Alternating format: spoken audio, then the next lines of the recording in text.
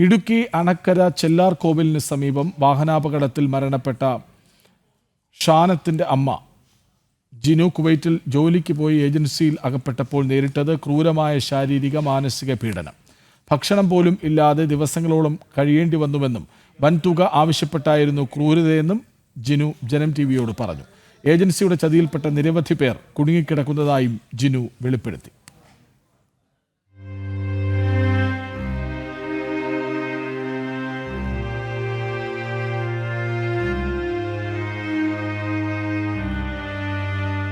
പ്രാരാബ്ദങ്ങൾക്കിടയിൽ നിന്നും സ്വപ്നങ്ങൾ കണ്ടാണ് ജിനു കുവൈറ്റിൽ പറന്നിറങ്ങിയത്. മകന്റെ വിദ്യാഭ്യാസവും അടച്ചുറപ്പുള്ള വീടും സാമ്പത്തിക ഭദ്രതയുമെല്ലാം ജിനുവിന്റെ സ്വപ്നങ്ങളായിരുന്നു.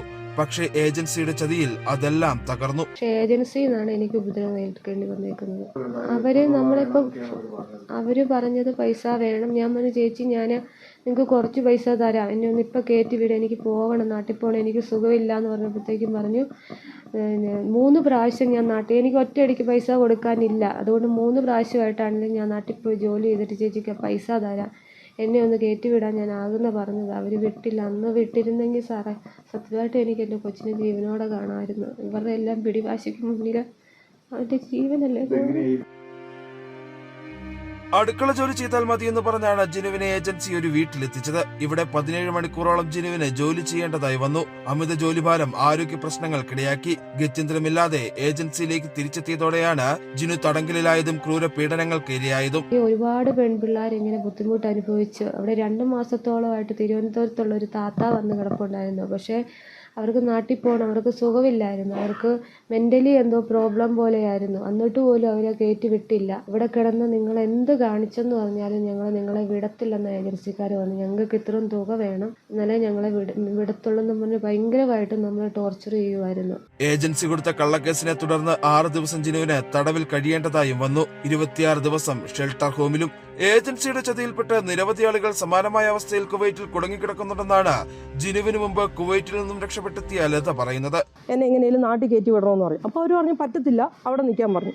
അങ്ങനെ അവിടെ നിന്ന് കഴിഞ്ഞപ്പോഴത്തേക്കും എനിക്ക് അവിടെ നിൽക്കാൻ പറ്റത്തില്ല, ഭക്ഷണമില്ല. അവിടെ ഒരു ആന്ധ്രാക്കാരി ഒരു ലേഡിയാണ് അവിടെ കുക്ക് ചെയ്തുകൊണ്ടിരുന്നത്. അവർ ഭക്ഷണം തരത്തില്ല. ഈ 29 ദിവസം ഞാൻ അവിടെ ഫുഡില്ലാതെ ആ വീട്ടിൽ കഴിഞ്ഞു. ലാസ്റ്റ് നിവൃത്തിയില്ലാതെ ഞാൻ വീട്ടിൽ വിളിച്ചു പറഞ്ഞു. വീട്ടുകാരത് കേസാക്കി എംബസി കൊണ്ടുവന്ന് പരാതി കൊടുത്തു. അങ്ങനെ അവിടെ നിന്ന് എന്നെ വിളിച്ചു. അങ്ങനെ ഞാൻ ആ വീട്ടിൽ നിന്ന് ഇറങ്ങി ഓടെയാണ് ചെയ്തത്. അങ്ങനെ ഓടിയപ്പോഴത്തേക്കും തന്നെ ഈ വീട്ടുകാരനെ വിളിച്ച് അവരുടെ വീട്ടിൽ കൊണ്ടുവന്നിട്ട് അവർ ഏജൻസി ഓഫീസിൽ കൊണ്ട് തന്നെ ആക്കി. ഈ ആക്കുന്ന സമയത്താണ് ഞാൻ ഈ ജിനുവിനെ പരിചയപ്പെടുന്നത്.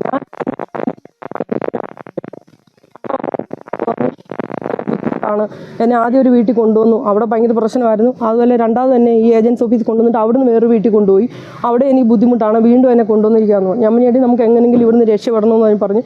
അത് അവിടെ നോക്കുന്ന ഒരു ലേഡി ഉണ്ട്, കായംകുളത്തുകാരെയാണ്, എനിക്ക് പേരറിഞ്ഞുകൂടാ. അപ്പോൾ അവർ പറഞ്ഞു നിങ്ങൾക്കിപ്പോൾ 1,80,000 രൂപ ചിലവായിട്ടുണ്ട്, ആ പൈസ ഇവിടെ കെട്ടിവെക്കാതെ നിങ്ങൾക്ക് ഇവിടുന്ന് പോകാൻ പറ്റൂല എന്ന് പറഞ്ഞു. നാട്ടിലേക്ക് തിരിച്ചയക്കണമെങ്കിൽ വലിയ തുകകൾ ഏജൻസി ആവശ്യപ്പെടുന്നതായും ഇവർ വ്യക്തമാക്കി. കുവൈറ്റ് മലയാളി അസോസിയേഷന്റെ സഹായത്തോടെയാണ് ഇവരെല്ലാം എംബസിയിലെത്തിയതും രക്ഷപ്പെട്ടതും. ജിനു തിരിച്ചെത്തുന്നതിൽ കേന്ദ്രമന്ത്രിമാരായ ജോർജ് കുര്യന്റെയും സുരേഷ് ഗോപിയുടെയും ഇടപെടലും നിർണായകമായി. ജനം, ഇടുക്കി.